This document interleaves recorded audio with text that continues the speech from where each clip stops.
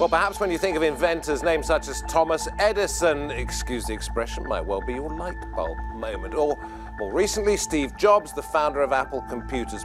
But how do they come up with such ideas in the first place? And what makes an invention work?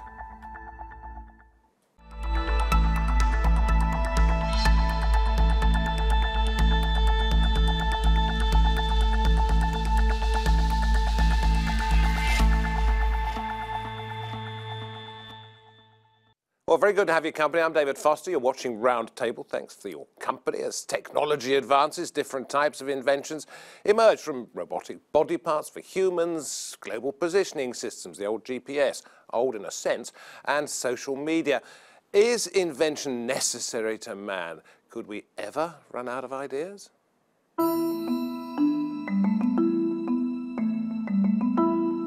New inventions are constantly being created. In the last 50 years, the World Intellectual Property Organization has processed 4.5 million international patent, trademark and design applications. Inventors come from all walks of life.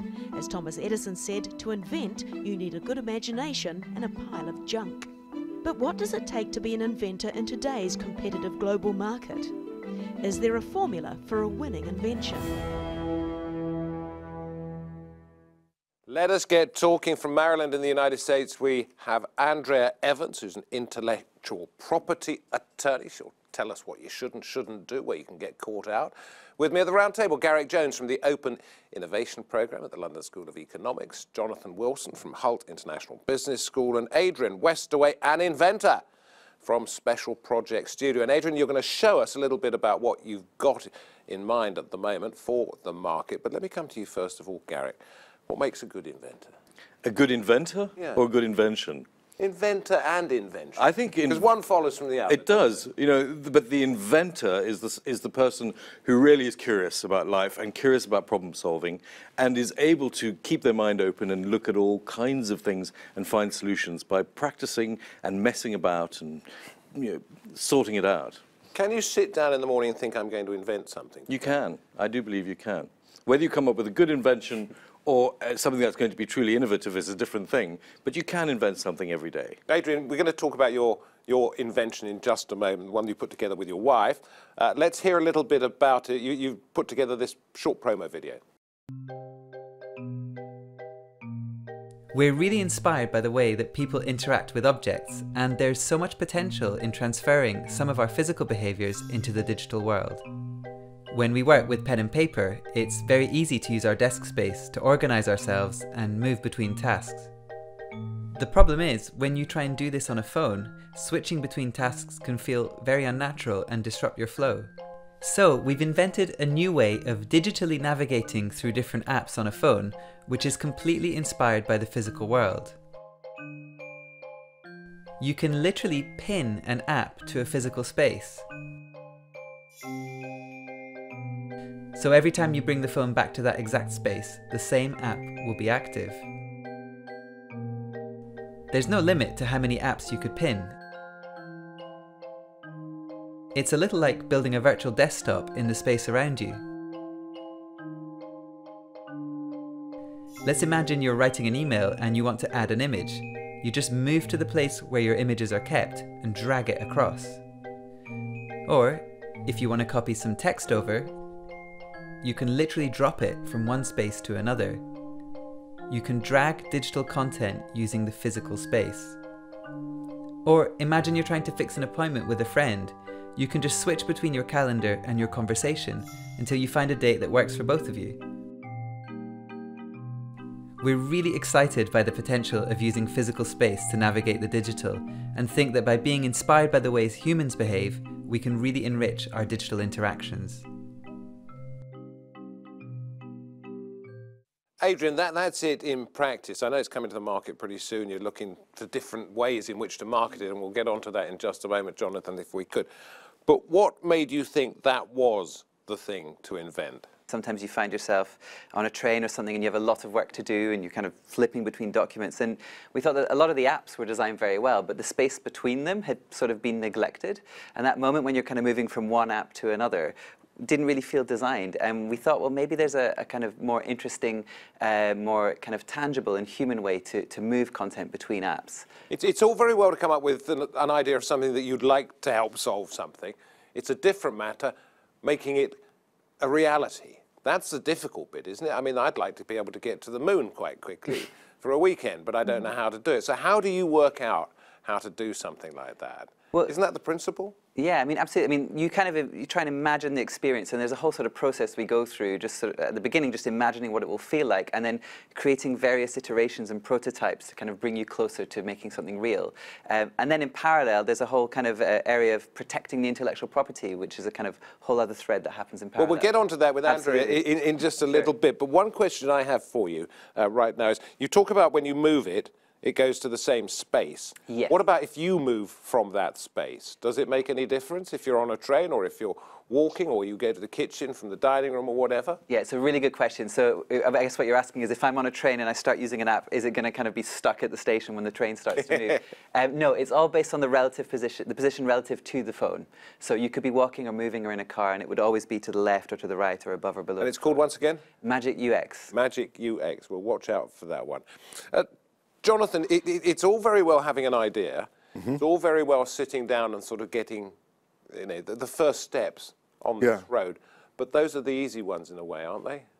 Yeah, and those are the ones that people get most excited about, because if you think about movies and this idea of the mad professor and phrases like necessity is the mother of invention, and, you know, people inventing excuses to get themselves out of situations, people like that aspect and think that there's this light bulb eureka moment, and then you create this thing and then everyone's going to love it. And the thing that I'd like to say, because, you know, my area is marketing, is people think that you can market anything, but, you know, to be a bit controversial, I might say you can polish poo, but you can't do much else with it. I mean, I think that the invention has to be robust and sound in the first place, and then you can do something with it. And the challenge, I think, for inventors, compared with perhaps the term that's in vogue at the moment, is innovation. So innovators who are effectively following an iteration, and there's a tried and tested method, it's reducing risk, investors feel a lot more confident about it than this thing that comes out of the blue.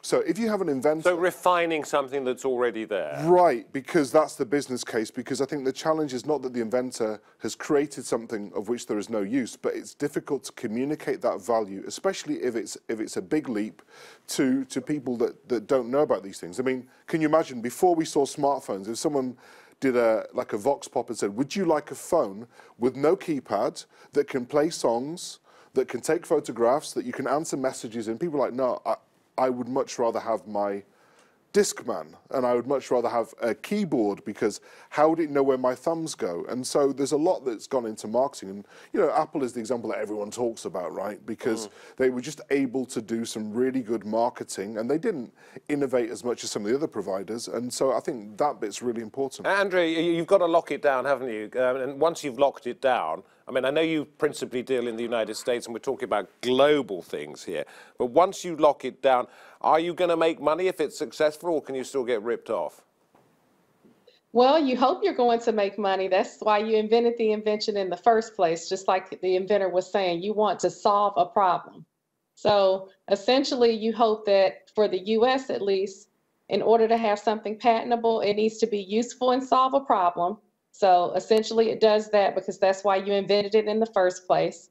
Secondly, the invention needs to be novel or new, meaning nothing else exists. And then lastly, it needs to be non-obvious, meaning with one of ordinary skill in the art, take what's out there and combine it to make this invention. Garrick, I know you don't need introducing to Adrian, because he was one of your students. He was. How do you teach? Do you sit down in a studio, It reminds me of somebody asking directions to Carnegie Hall, and they asked somebody in the street, and how do I get to Carnegie Hall? And the answer was, practice, my dear, practice. And it's the same thing. There's a difference between an inventor and an innovator. And innovation for us is something that not only is an idea, but something that has satisfied all of the marketing requirements, all of the patent law, all of the needs, and gets all the way through to the end, to the market. That, where it changes people's lives in the market, that's an innovation.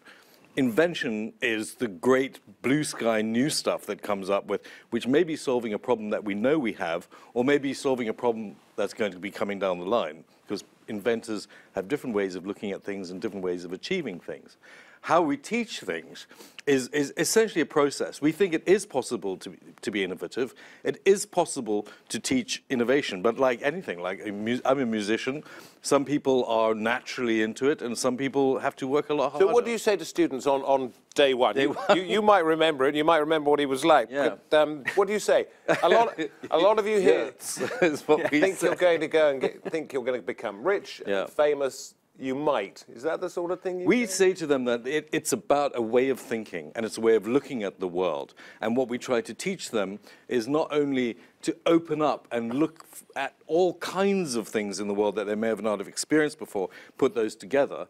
But then the other thing we ask them to look is here's a process, here's a way to prototype things, do it lo-fi, do it low cost, make many ideas, and then keep iterating to the point where it starts to sharpen the pencil, become further and further and further clear about what you're trying to achieve. And that is something you have to practice, like learning to play the piano or something.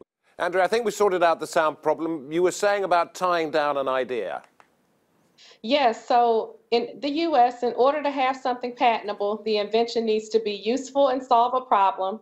The invention needs to be novel or new, meaning nothing exists. And then the third standard is the invention needs to be non-obvious, meaning that it couldn't be obvious to take something that's out there and combine it to make the invention. I sort of got that this time, but not entirely. Adrian, let's come back to you. Your first day in the lecture theatre, Garrick is there. He's talking to you about how to be successful. What particular idea did you take away? You mean from the whole process? Well, it's funny the first impression. It's funny, the first day actually was completely different. Garrick arrived and gave us all £200 and then disappeared for 2 weeks and said, build the studio. There was nothing. There was nothing. We brought them into an empty studio. No desks, nothing. So there were 20 people, 20 of us, we all had £200. He told us you can go to IKEA and spend £50 on a desk if you want, but the bar is quite high. And so we had to create our own kind of studio environment, which was fantastic because some people created, crazy ideas, crazy desks. One of them had a sweet dispenser that every time somebody came into the room, it would drop sweets onto your desk. But then, of course, over the course of the 2 years, you'd have to live with your invention. And, 3 months in, you've kind of got a wobbly leg and things like this. So it was really. I bet somebody put egg boxes on the wall. Yeah, there was all sorts of things. Yes, to deaden the sound. That's fantastic. Okay, so at the end of the day, you came away with confidence. Yes. Yes? And the feeling that anybody could do it, or do you have to be a genius? I think, the most important thing was the belief that really anything is possible, and that's a really difficult thing to teach people and put into people's minds, and that's probably the most kind of powerful thing we could have learned. And then, of course, the tools to bring these ideas into reality and convince people and kind of get people on board when you just have an early idea to take it forward. It's got to be eye-catching, I suppose, to get the attention that makes it saleable in the first place. So how do you go, Jonathan, down that route? I'm kind of interested by the fact that you got 200 quid. I think if I got £200, I would probably use that to go and take somebody out for a drink and convince them to have an endorsement deal with my course, and then I'd pocket the £200 and after a couple of drinks, and then we'd be fully kitted out. So I think that highlights the fact that actually there are different ways that you can solve that problem. So if you need to kit out a lecture room or a space, different people with different ways of creative thinking will try and solve that problem. The challenge becomes now that, it's a cliche, but the best invention is the wheel, right? So when we've got to the stage when you've got wheels, and now we have wheels, we've got to think about what is it that we're improving. So sometimes I wonder that, when you see someone come out with a new cordless, battery-powered electric toothbrush that gets your teeth clean, and you think, well, for centuries people have been using twigs, miswak twigs, that are now in fashion in Hipsterville, people are spending a lot of money on them. So I think it's still that challenge of, when you teach innovation, students come with great ideas. And I have to kind of be the grumpy old man to say, but do I really need that? But really try and sell it to me. Okay, so what do you think? Could he sell his idea to you? Yeah, you could. And yeah, of course you can. Anyone can do. But I think, I mean, it's important to say that. Are you being polite, or do you think you've been interested in what he's doing? I actually think that when it comes to an idea, when there is an inventor, a lot of it that relies upon whether someone goes forward is, what's the person like? Where are they from? What's their background? What's their form? What drove them? I want to understand their thinking. Their story? Yeah, what's their thinking process? Because if I'm going to invest money and time in that person, I want to know that they're going to come out with 2, 3, 4 ideas. And I also think there's a big glug of luck. I mean, you mentioned music. People can learn to play the piano, the guitar, whatever it is. They can write great songs, but they might never make it. You know, luck is a big component, and I think that means that you want to get lucky, basically. So the way to increase the chances of you being more lucky is to network, is to practice, is to consistently come out with ideas, to hone them down, to learn how to pitch more effectively, to be cogent in a certain amount of time. So actually, the skill set of an inventor becomes greater and greater and greater because there's more competition and because there are just so many moving parts. Andrea, I think we can get back to you. I think it's all sorted now. So tell me a little bit about the biggest legal problems that people who want to patent their inventions will have, because you can copyright in certain countries, you can't patent in others, and so on and so forth. Sure. So I think one of the biggest misconceptions about inventing is that often people think because they don't see their invention in the store that it exists and it is patentable, but it's really it may not be. And so the important thing is that research done to ensure that you have something that's definitely patentable. Yeah, okay, we do seem to have you. Start off very well, Andrea. Your thoughts are always there, but unfortunately the technology's letting us down.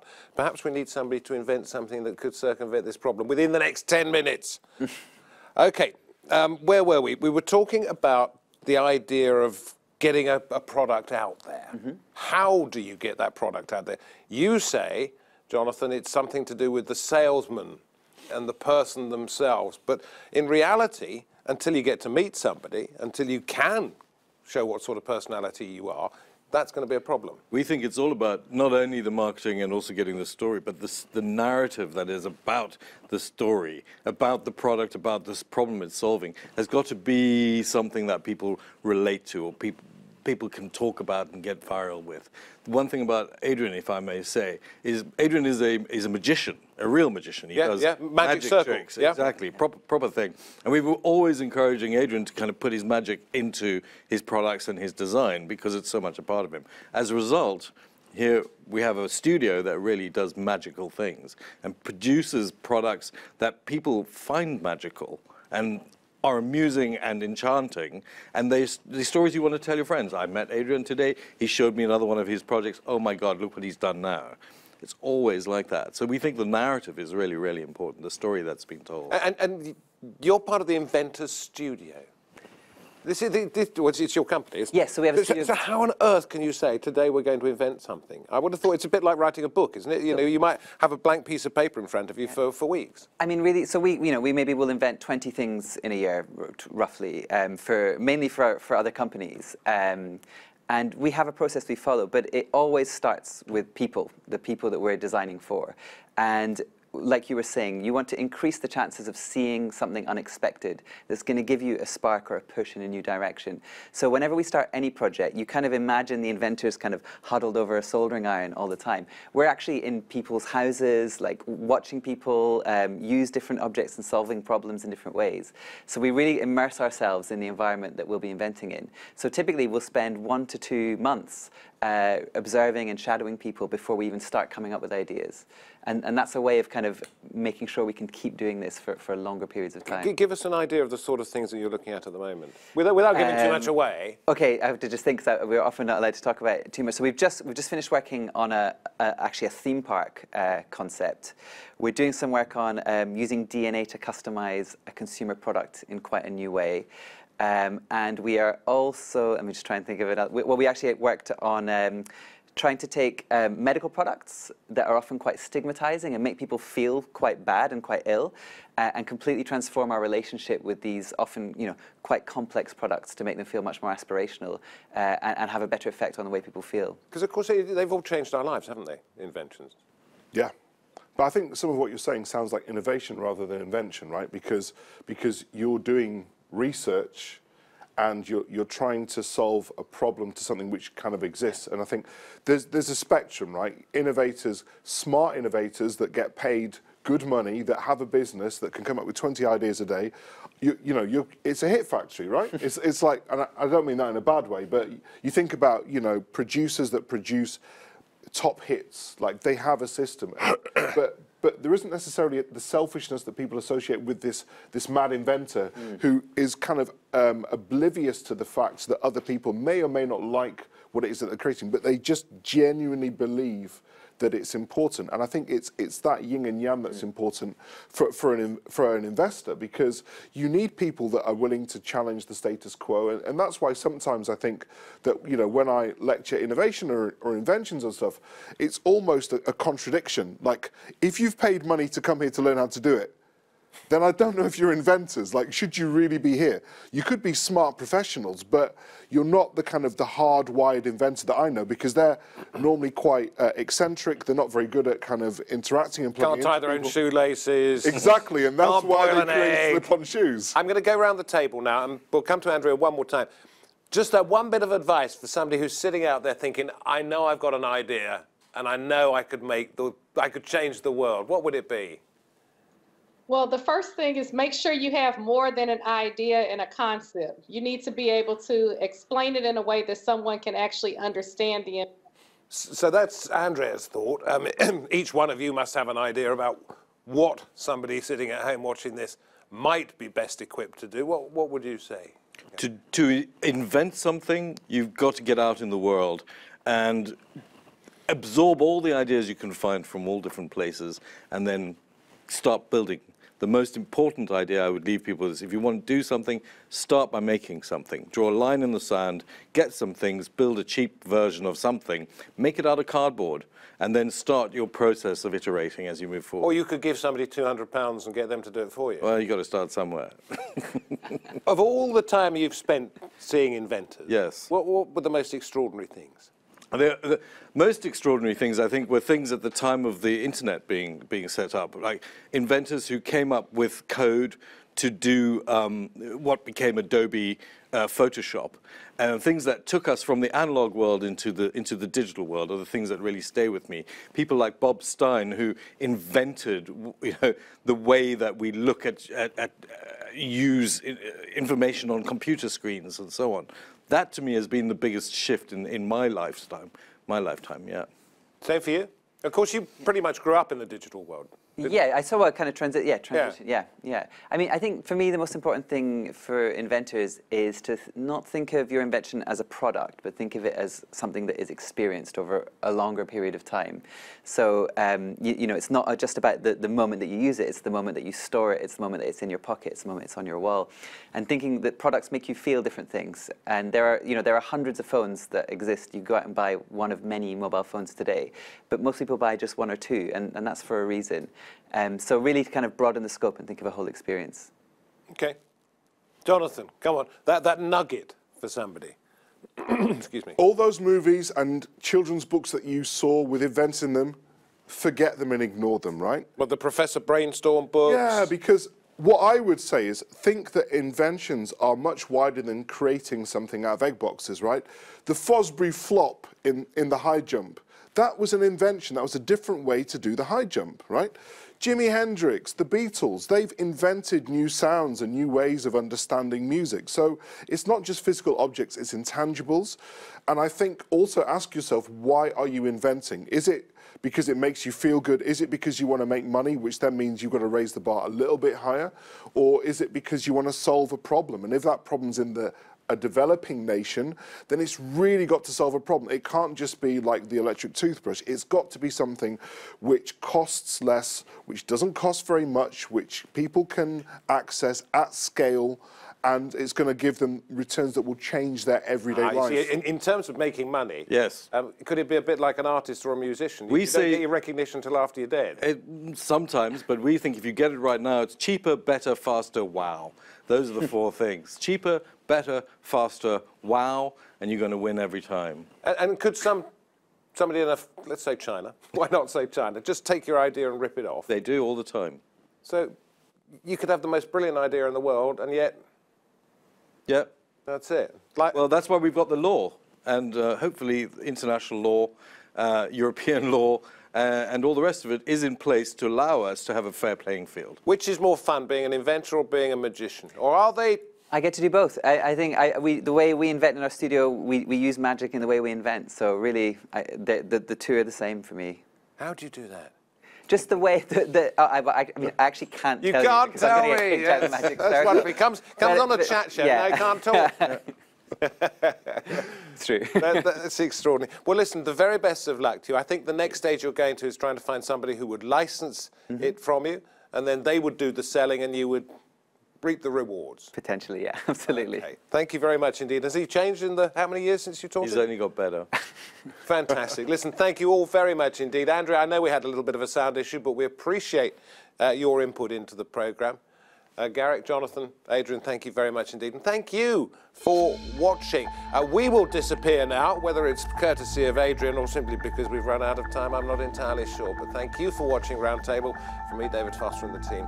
Goodbye for now. See you next time.